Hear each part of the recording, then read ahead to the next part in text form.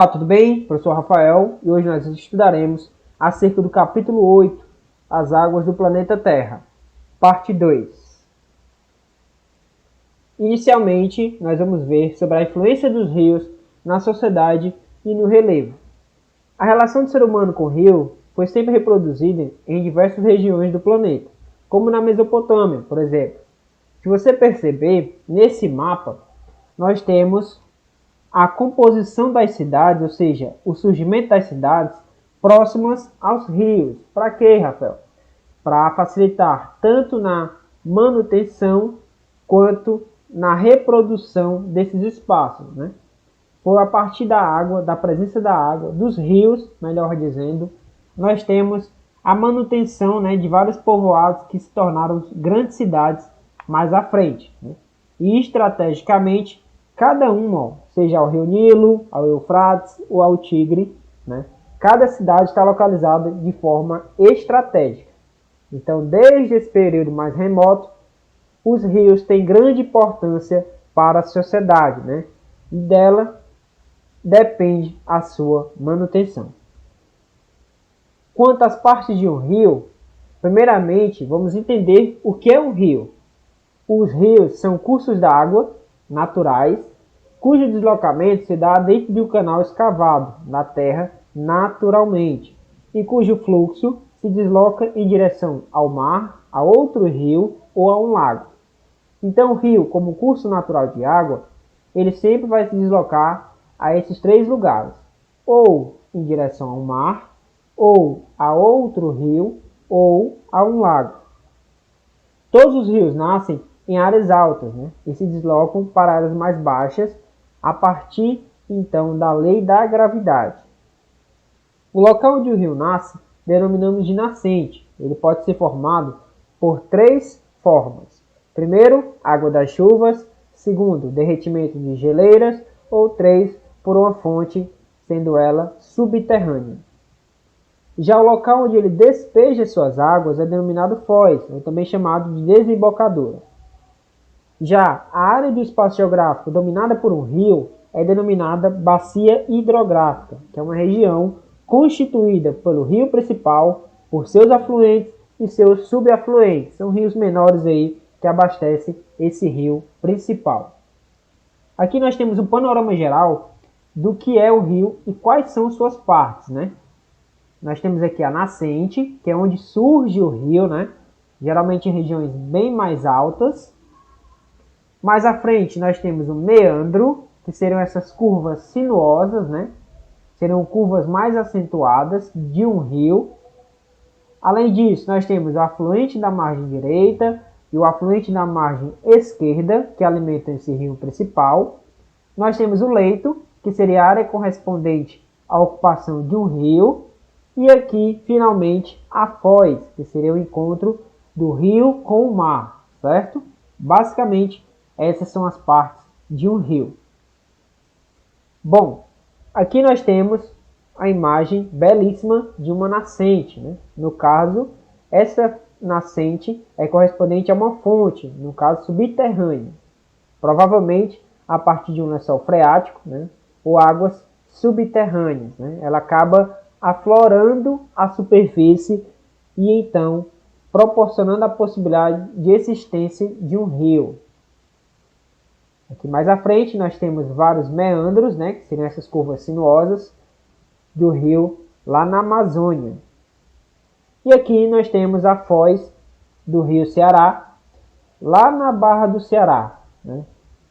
Então aqui você pode perceber na sua esquerda a presença do mar, né, a partir de pequenas ondas, e aqui do seu lado direito você pode perceber a própria presença do rio, né, bastante bonito, inclusive. Aqui outra imagem da Barra do Ceará vista de cima, né, realmente um território, um lugar muito bonito de se visitar, inclusive. Bom, agora nós trataremos acerca dos regimes fluviais. É de nosso conhecimento que o volume das águas dos rios sofre variação ao longo do ano, né? Nem sempre ele é baixo, nem sempre ele é alto, mas eles recebem realmente essa variação ao longo do ano. Por quê? porque eles não são abastecidos somente pelas nascentes, né? Eles também possuem 3 tipos de regime: pluvial, nival e misto. O regime pluvial de abastecimento é caracterizado pela alimentação das águas dos rios por meio das chuvas, né? Quanto mais chuva, maior o nível do rio. Quanto menos chuva, menor é o nível, o volume de água no rio. No Brasil, a maior parte das bacias hidrográficas depende das chuvas para manter seus níveis de água elevados. Além disso, as águas dos rios também podem ser alimentadas pelos degelos encontrados no topo das grandes montanhas, né, chamado de regime nival, certo? Também há o regime misto, no qual as águas da bacia hidrográfica são alimentadas tanto pelo regime pluvial das chuvas, quanto pelo nival, que seria o degelo, né, do topo das montanhas.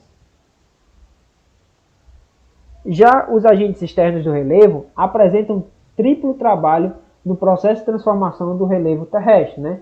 Inicialmente destrutivo, depois transportador de detritos, posteriormente acumulador de sedimentos.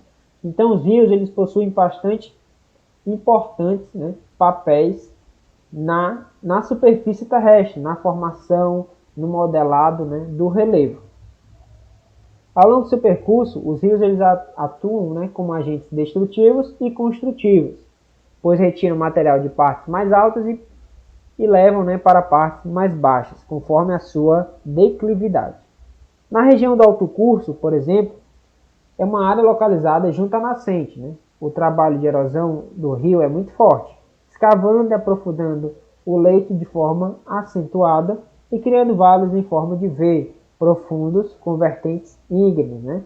Então, o rio ele é dividido também em alto curso, médio curso e baixo curso. Nós vimos agora o alto curso, que é localizado na nascente, que é uma região mais alta e mais íngreme. Portanto, nesses locais a água atinge uma velocidade maior, portanto tem mais força, né, de carregamento, digamos assim, de pequenos detritos, de sedimentos. Por isso, ela consegue escavar, né, durante aí centenas, milhares de anos, vales em forma de V, profundos e com vertentes bem íngremes. Essas áreas não são apropriadas para navegação, né, mas são perfeitas para a geração de energia, principalmente por meio da produção de usinas hidrelétricas. Aqui nós temos uma imagem de uma área, né, de alto curso, próxima às nascentes. Você percebe aí a declividade, né, que é bem íngreme, como também o próprio escavamento em V, né, desse vale.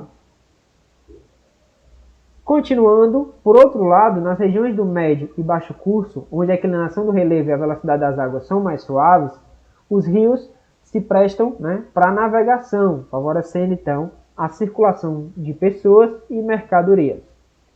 Só que ao longo do seu trajeto em direção ao mar, uma grande área de esplendor no sentido da utilização, nós temos, nesses casos, a profundidade sendo muito pequena e a erosão se dando nas margens, né, criando vales em formas de U, largos e rasos. Algo diferente do alto curso, né, que escava vales em forma de V. Nessa porção do espaço, o rio mostra todo o seu trabalho de construção do relevo, né?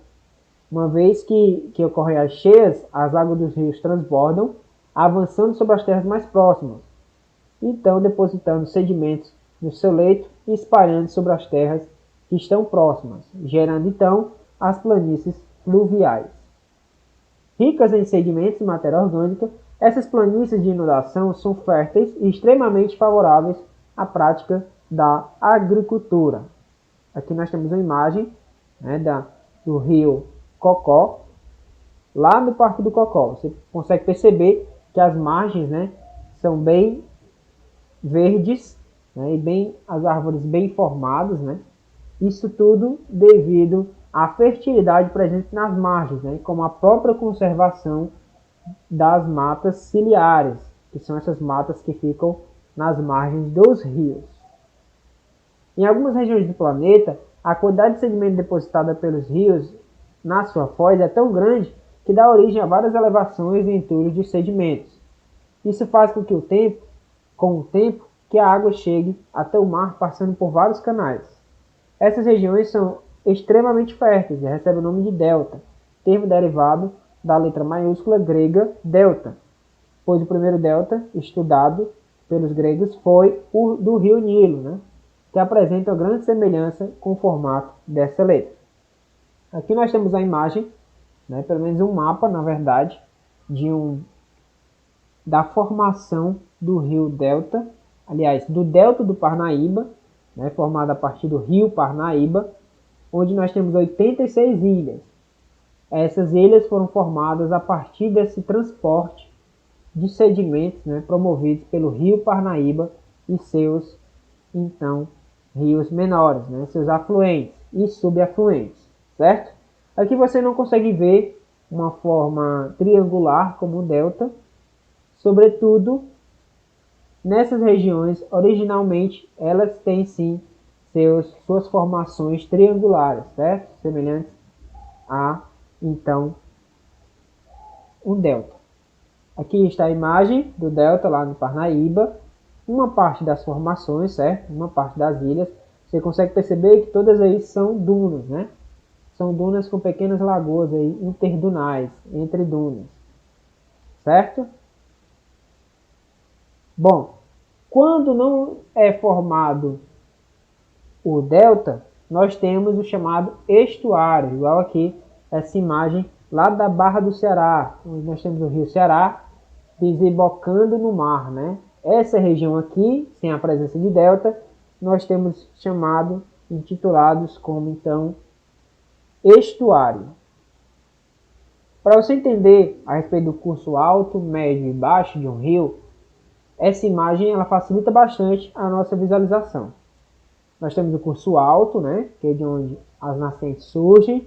Nós temos o curso médio, que tem altura inferior, né, mais baixa em relação ao curso alto. E nós temos o curso baixo, que seriam aí as planícies, né, já próximas ao mar, né. Por exemplo, aqui ó, nós temos um exemplo de uma foz com delta, né. Claro, evidentemente, que não tem a figura exata de um delta, de um triângulo, mas se assemelha a um, certo? Agora nós trabalharemos o nível de base e a preservação da vegetação das margens. Ao longo do tempo, a escavação do leito chega a um limite de profundidade intransponível, né? Seja pela diminuição da força, pela rocha do seu leito ou pela inclinação que passa a ser nivelada ao mar, e é o que chamamos de nível de base. Porém, o escoamento das águas de um rio pode ser prejudicado pelo assoreamento do seu leito, que é a obstrução a partir da deposição de sedimentos, areia ou detritos. Naturalmente, o assoreamento do leito ocorre em virtude do acúmulo de sedimentos transportados pelo próprio rio. Porém, a ação humana, pelo desmatamento das matas ciliares, que são essas matas que ficam nas margens do rio, como eu já falei, para a prática da agricultura e a construção de habitações, tem provocado a erosão das margens, né, e o próprio deslocamento de sedimentos para dentro do rio. Aqui nós temos um exemplo onde a vegetação de mata ciliar foi retirada, a vegetação das margens, e foi substituída por uma outra, e isso acabou acarretando, né, ou pelo menos intensificando o assoreamento desse rio.